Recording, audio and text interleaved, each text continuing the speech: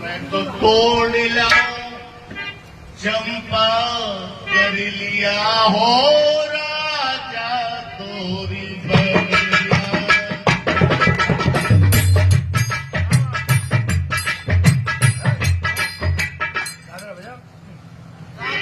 बजा लेने में बयान देवे करो कम से कम अपने गाँव में बयान देवे करो। अब हर चीज में कोई गाँव तो नहीं चाहिए। बजा बजा बजा बहुत चलो चलो चलो चलो